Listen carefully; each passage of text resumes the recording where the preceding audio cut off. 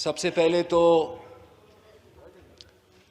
वो 23 लोग जो शहीद हुए, जो गुजरी उन पे गुजरी, और अब जो गुजर रही है उनके घर वालों पे गुजर रही है। और जाहिरी बात है कि हम इस पर अपनी राय तो दे सकते हैं, बात कर सकते हैं, लेकिन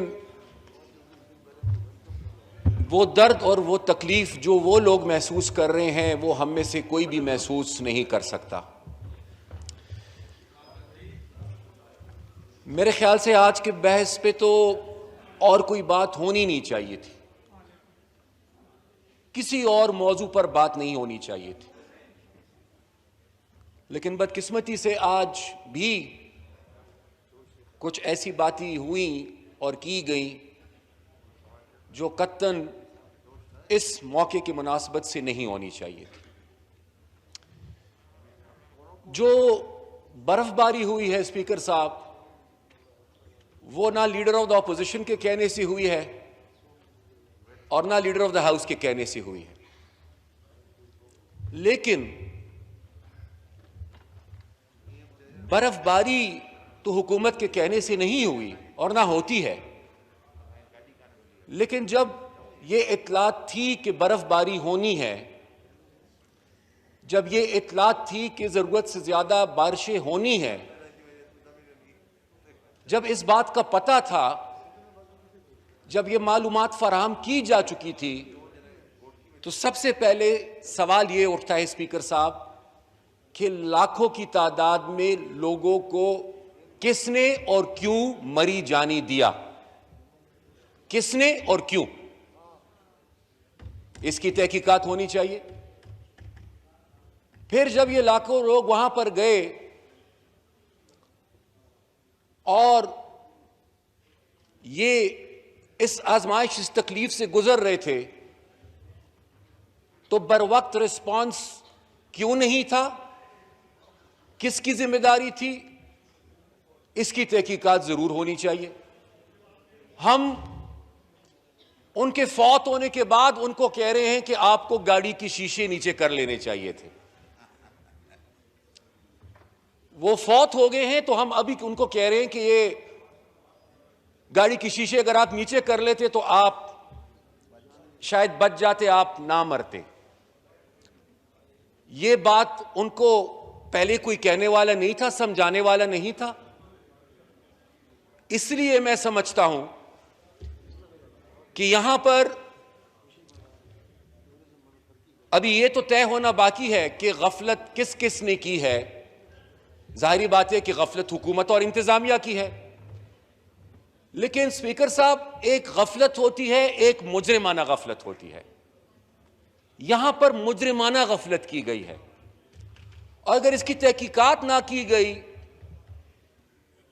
और आइंदा के लिए इससे कुछ सीखा नहीं गया और जिनकी गलती है उनको अगर सजाई नहीं दी गई, तो कल को यह वाकया किसी भी जगह हो सकता है स्पीकर साहब, किसी भी हिल स्टेशन पे यह वाकया हो सकता है, कहीं पर भी हो सकता है।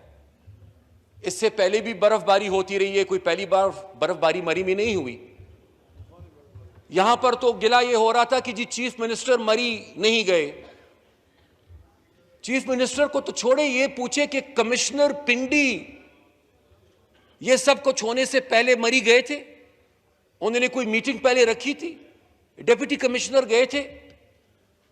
अब यहां पर तो मैं ये तवक्को कर रहा था कि जब फवाद चौधरी साहब उठे थे तो वो ये कहेंगे कि बिल्कुल हमें हमदर्दी है, हमें अफसोस है और तहकीकात होनी चाहिए।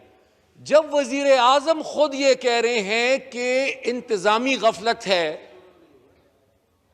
तो फिर इसको यहां पर वजीर क्यों नहीं मान रहे? और अगर इंतजामी गफलत है स्पीकर साहब, तो इंतजामी गफलत की तहकीकात फिर क्या इंतजामिया खुद करेगी?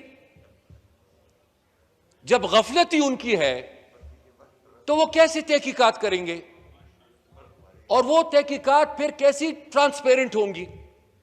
इसीलिए मेरे ख्याल से ये मुनासिब मुतालबा है और कोई इसका हल ही नहीं है कि इसकी अदालती तहकीकात होनी चाहिए। और अगर मेरे कुछ साथियों को, कलीग्स को इस पे एतराज है कि नहीं जी जुडिशल कमीशंस का तजुर्बा हमारा अच्छा नहीं रहा, तो बिस्मिल्लाह कर स्पीकर साहब, आप रूलिंग दे दें, ऑपोजिशन और गवर्नमेंट की एक हाउस कमेटी इसके लिए स्पेशल कॉन्स्टिट्यूट कर दें, इस हाउस की कमेटी कॉन्स्टिट्यूट करें, उसमें ट्रेजरी बेंचेस की भी एमएनएस बैठे, ऑपोजिशन की भी बैठे, उनको यह जिम्मेदारी दे, वो तहकीकात करें और वो आकर अपनी रिपोर्ट इस हाउस में पेश करे और फिर उस रिपोर्ट की रोशनी में फिर यह हाउस फैसला कर ले। और एक आखिरी गुजारिश स्पीकर साहब, इस पर जरूर बहस होनी चाहिए थी।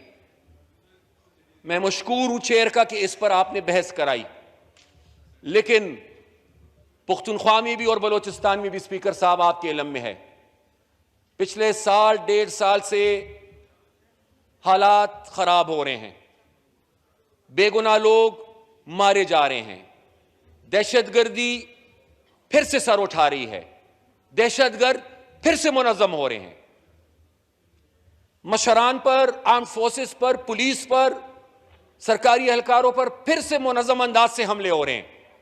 तो मेहरबानी मेरी गुजारिश ही होगी कि जहां पर हम साने मरी पे बहस कर रहे हैं, तो ये जो नई डेवलपमेंट्स इस खित्ते में हो रही है, 1, 2, 3 दिन इसके लिए भी मुख्तस कर दे ताकि हाउस इस पे भी बहस कर ले। शुक्रिया स्पीकर साहब।